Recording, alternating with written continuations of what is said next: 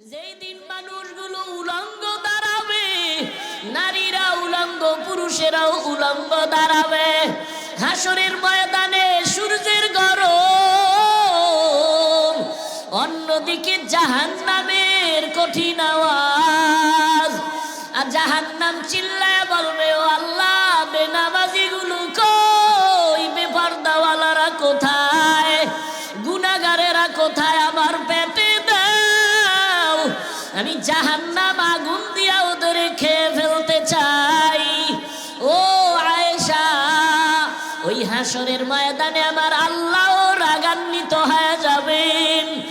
দুনিয়াদার গুনাহগার বাহাদুরদের দিয়ে তাকাইয়া আল্লাহ রাগান্বিত কুদরতি আওয়াজ দিবেন, লিমানিল মুলকুল ইয়াউম লিল্লাহিল ওয়াহিদিল কাহ্হার।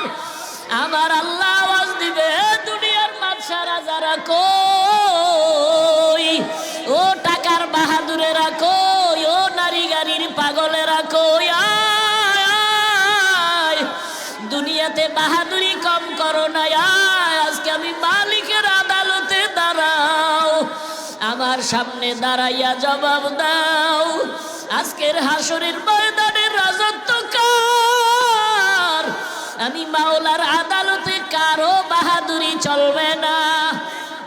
আল্লাহ পাক এমন কঠিন আওয়াজ দিবেন, হাসরের ময়দানটা থরথর করে কেঁপে উঠবে।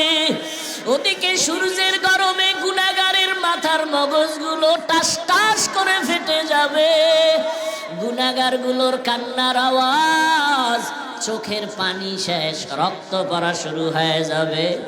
ও আমার বেনামাজি বাবারা, ও বেপরদাওয়ালা বাবারা, ও গুনাহগার বাবারা, মা বোনেরা, কয়দিন দুনিয়াতে বাহাদুরি করবা, চোখের সামনে কত লাশ আর লাশ, কই কত বাড়িওয়ালার আজকে কবরে পড়ে আছে, খবর নাই, কই ক্ষমতার দাপটওয়ালারা কই, ওরে ক্ষমতার দাপট দিয়াও তো এই জমিনে টিকতে পারলো না, দুনিয়ায় দাপট ঠেকাইয়াও টিকতে যদি না পারে, হাসরের ময়দান কত ভয়ঙ্কর হবে।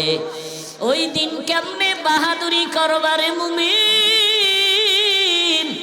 এখনো সময় আছে, তওবা করে নাও, আমার আল্লাহর কাছে মাথা নত করো রে বাবা।